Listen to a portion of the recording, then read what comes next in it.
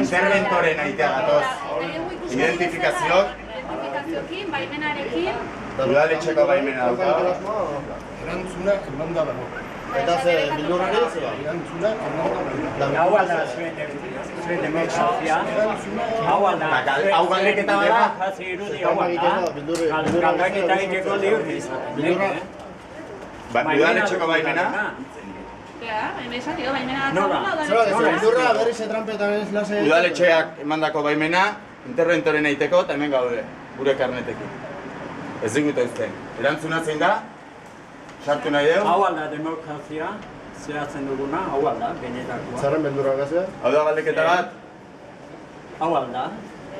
Gure guzu sartzen edo ez? Zegutu sartzen edo ez? Bukerak ezeko eskubidea dakau bai.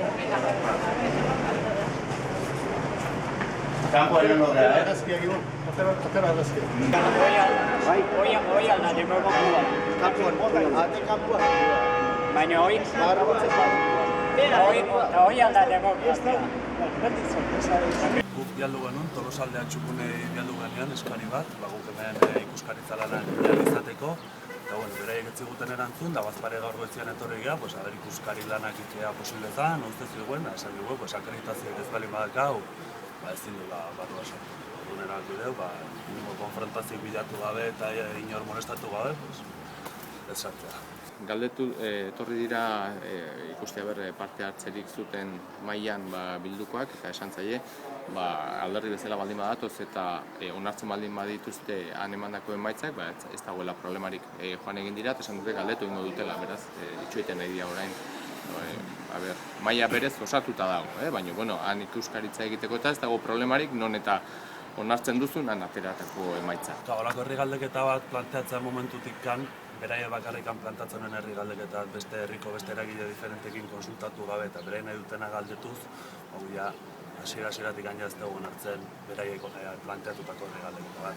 Baina zizturkiden ikusita, irutze egu ja herri galdeketa mota honeia, lehenan berme gutxi gale matzekan, baina gutxi godakala. Gardon, hasieratik baldintzai dauzkan herri galdeketak ez ditugu onartzen.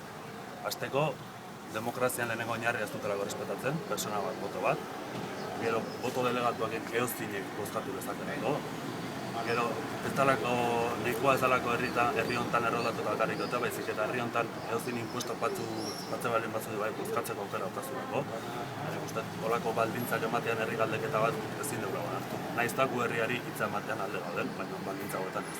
Pero tenía entendido que el defensa oficial del pueblo solo se podía utilizar... Sí, de hecho es un listado no oficial, digamos. Es un listado oficial, pero digamos, puede faltar, por ejemplo, un chaval de 18 años que acaba de cumplir los 18 años no aparece aquí. Gente que está empadronada en el pueblo, extranjeros, por ejemplo, que han llegado recientemente y están empadronados en el pueblo, y están viviendo en el pueblo, están pagando las personas los residuos en el pueblo, y no aparecen en las listas. Ez da lista da, edo nondikan ateratzen da. Osatutako lista bat da. Zuek osatutakoa, baina DNI-ak eta hori dena... DNI-ak ez daude. Ez daude zerrena jarrita, bale, Hori daude... gertatu zen lehengoan, esaten digute ez degula DNI-ak konprobatu, ez dago konprobatzik. Bale, ez, galdetu dieta ber zerrena... Azkenean egiten dugu, osatu hori... Hau da, herri galdeketaka. Orduan, zuk osatzen duzu. Alduzu moduan, listatu. Orduan, norbaitek esaten badu, edo ezagutzen dezunak, edo zagorra pagatzen ditulako hemen, edo DNI-a jartzen dulako hemen bizi zarela. Ematen zaio, botatzeko baimena. Bai, ez, ni bakarrik antzan zerrenda osatu hori, anotan bizi dian denena, aber nondikan ateratzen den. Duk osatu. Eta nola osatu? Lan oskatu. Galdeketa bat, ariketa demokratiko bat da, eskubidea praktikara eramaten duena, eta herritarren parte hartzean oinarritzen dena. Eta gaur hemen ez dira iritzi guztiak errespetatuak izango. Galdeketa hau antidemokratikoa da. Udalaren baimena badugun arren, ez digute baimenik eman ikuskaritza bat egiteko. Sarrera debekatu digute, eta ziur gaude, zizurkilgoa ikusita, gaurkoan ere irregulartasunak egongo direla, eta aterako diren emaitzak manipulatuak izango direla. Bertan egon gabe, ez dakigu pertsona batek zenbat aldiz bozkatuko duen, erroldatua dagoen edo boto delegatua emango duen. Metodo hauek erabiliz, edonoren izenean bozkatzeko aukera izango du. Hau ez da galdera bat, fartsa bat baizik. Gu hemen kanpoan egongo gara eta gure emaitzekin errealitatea erakutsiko dugu. Benetan ikusiko dugu zenbat jende doan bozkatzera. Tolosaldea Txukun eta PNV zaborren gerra moduko bat planteatu dute, Amasa Bilabonan. Baina benetan beste interes batzu daude atzean. Lortzen ari diren gauza bakarra, herri eta familien artean giro txarra sortzea da. Gu bestelako jarrera eta ereduak nahi ditugu herriarentzat. Udala, bere lana ongi egiten ari dela iruditzen zaigu. Administrazio publikoaren zeregina baita herritarren osasuna babestea. Hemendik, udalari eskatzen diogu Tolosaldea Txukuren emaitza hauek kontuan ez hartzeko. Hau ez dela herri galdeketa bat baizik. Eta oposizioaren kanpaina bat dela.